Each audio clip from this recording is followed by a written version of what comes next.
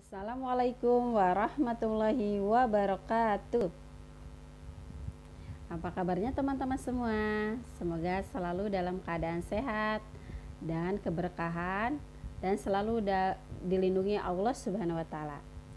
Berjumpa lagi dengan Ustazah dengan pembelajaran fikih di kelas 1. Nah, sebelum kita mulai, alangkah lebih baiknya kita berdoa terlebih dahulu ya teman-teman. Sikap berdoa, tangannya diangkat, kepalanya ditundukkan. Doa sebelum belajar. Bismillahirrahmanirrahim. Rabbi zidni ilman warzuqni fahman.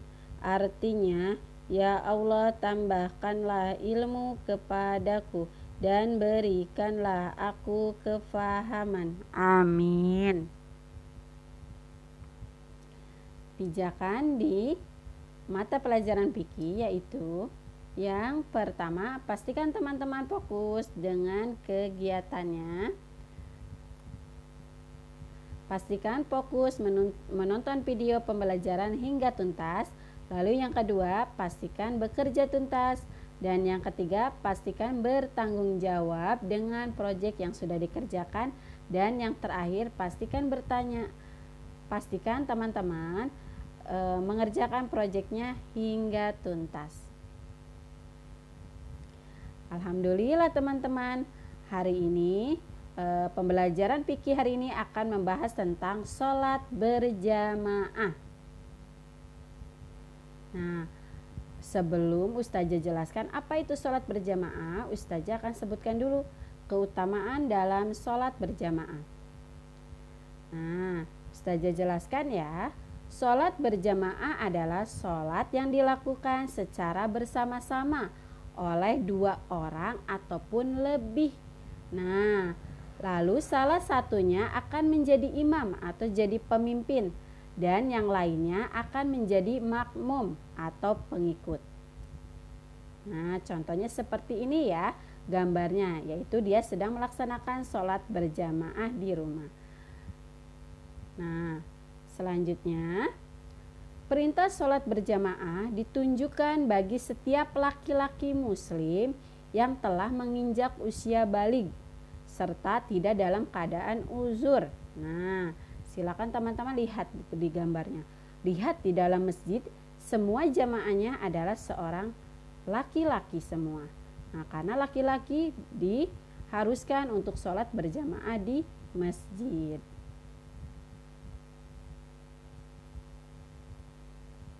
Nah, ketentuan sholat berjamaah adalah yang pertama, bagi wanita diutamakan sholatnya di rumah.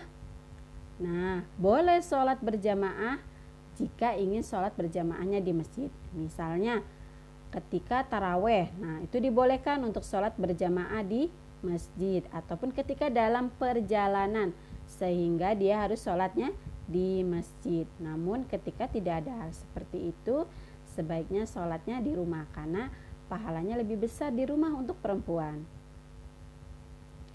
Bagi anak yang belum baligh tidak diperintahkan untuk sholat berjamaah di masjid.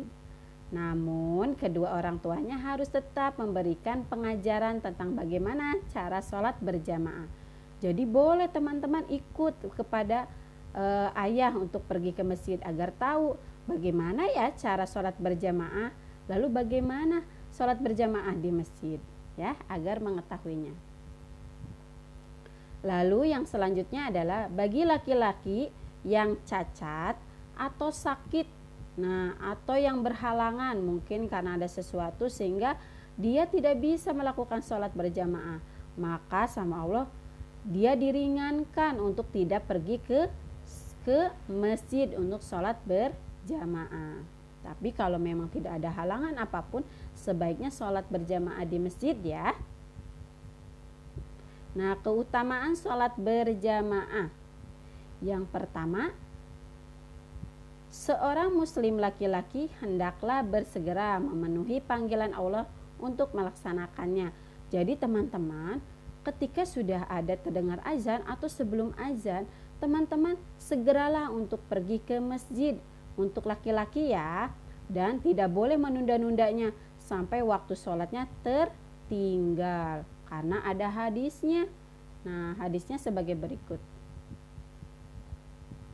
Rasulullah SAW bersabda, sholat seorang dalam berjamaah lebih utama dan sholatnya di rumah dibanding di rumah dan di pasar, sebesar 25 kali lipat. Karena apabila ia berwudu dengan sempurna lalu pergi ke masjid hanya untuk sholat, ia tidak melangkah pun kecuali dengannya diangkat 1 derajat dan dihapus 1 kesalahan darinya, dan para malaikat senantiasa mencurahkan rahmatnya kepada atau memberikan doa kepada orang yang pergi ke masjid. Wah, subhanallah ya teman-teman, ternyata pahalanya besar ketika kita pergi ke masjid untuk laki-laki. Nah, teman-teman silakan pahami ada adab-adab ketika sholat berjamaah. Yang pertama, disunahkan mengambil air wudhu di rumah sebelum berangkat ke masjid. Jadi disunahkan untuk berwudhu terlebih dahulu di rumah, baru sholatnya di masjid. Lalu yang kedua, membaca doa keluar rumah ketika hendak berangkat ke masjid. Bagaimana teman-teman doanya ketika keluar rumah? Ya, bagaimana? Bismillahi tawakkaltu 'alallahi la haula wala quwata illa billah. Iya, begitu ya doanya. Lalu setelah itu teman-teman berangkat ke masjid lebih awal sebelum azan. Nah, ternyata ada adabnya, yaitu harus lebih awal ke masjid. Lalu yang keempat, tidak tergesa-gesa atau sambil lari pergi ke masjid atau sampai menabrak orang lain. Nah, itu tidak dibolehkan ya. Jadi teman-teman pelan saja. Lalu yang kelima, mendahulukan kaki kanan ketika masuk masjid. Lalu melaksanakan sholat tahiyatul masjid 2 rakaat. Nah, jadi teman-teman kalau misalnya nyampe masjid, silakan sholat langsung, yaitu tentang tahiyatul masjid 2 rakaat. Lalu yang selanjutnya melaksanakan sholat sunnah rawatib sebelum sholat fardu. Jadi sebelum kita melaksanakan sholat fardu, ada yang namanya sholat sunnah, namanya sholat sunnah rawatib. Nah, kita laksanakan 2 rakaat. Lalu menunggu waktu sholat dengan banyaknya berzikir.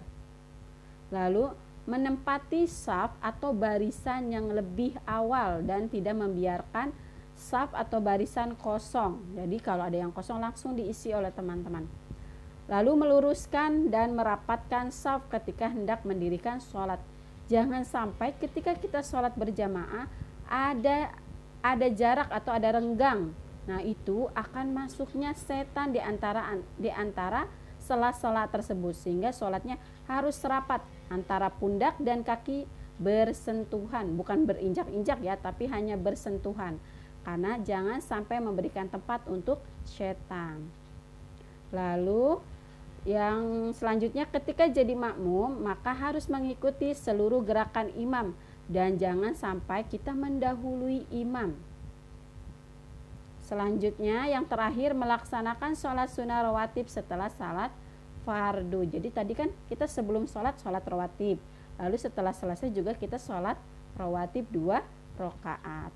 Kecuali sholat asar ya, sholat asar tidak ada sholat sunnah setelah sholat asar. Oke.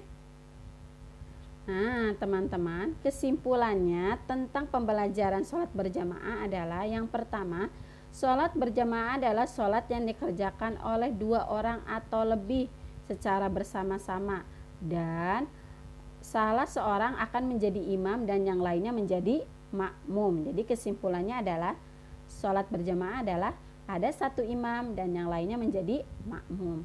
Lalu hukum sholat berjamaah adalah sunnah muakkadah, yaitu sunnah yang sangat dianjurkan.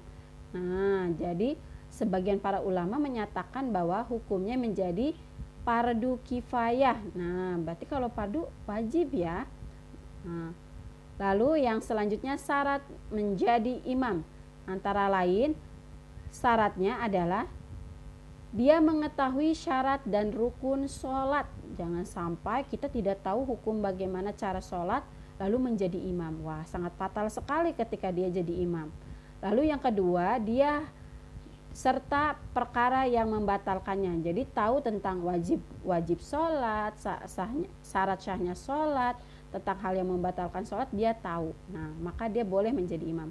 Lalu yang ketiga adalah fasih membaca Al-Quran. Nah, bacaannya tidak harus merdu suaranya, namun dia betul cara pembacaannya dari mukhrijul huruf dan tajwidnya, maka dia boleh dijadikan imam.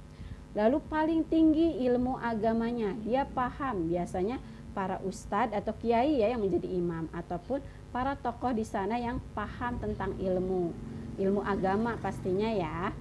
Dan lalu dia juga berakal sehat dan balik, maksudnya tidak gila atau dalam gangguan kejiwaan, dan dia juga sudah balik. Nah, makanya dia boleh menjadi imam. Lalu di dalam sholat berjamaah juga ada yang namanya masbuk. Masbuk yaitu orang yang mengikuti imam tetapi tidak sempat membaca surat Al-Fatihah bersama imam di rakaat pertama atau tertinggal rakaat, maka dia disebutnya masbuk tapi tetap mengikuti imam. Nah, seperti itu ya. Lalu keutamaan sholat berjamaah adalah menjalin silaturahmi antar sesama, mengajarkan hidup disiplin, mencintai dan menghargai, menjaga persatuan dan kesatuan, menahan dari kemauan sendiri dan patuh kepada pemimpinnya. Jadi kenapa di dalam sholat itu ada pemimpin dan ada pengikut atau makmum?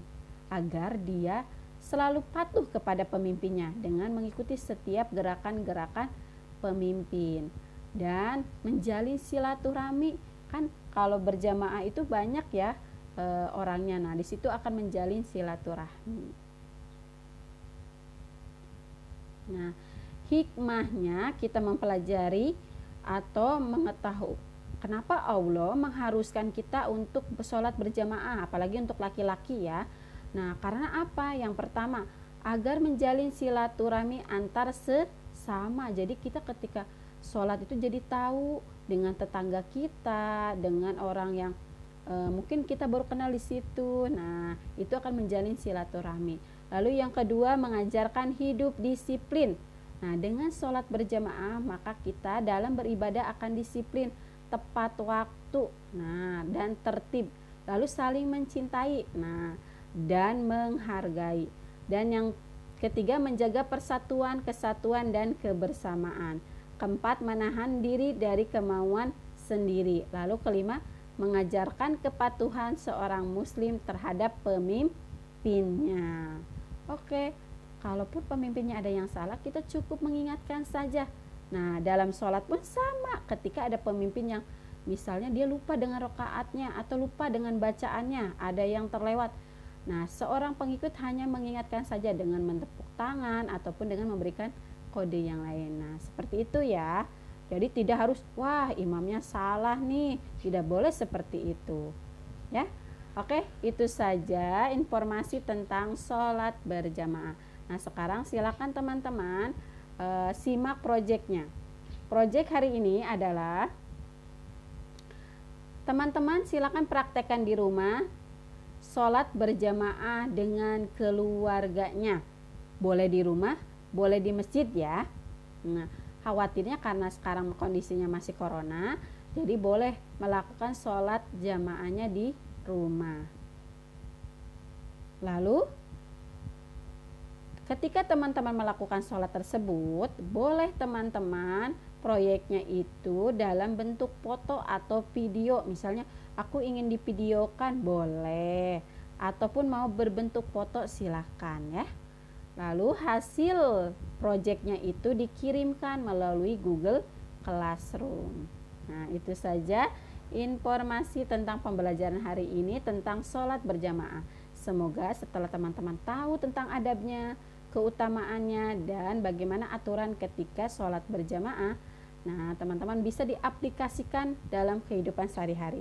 Apalagi untuk teman laki-laki ya.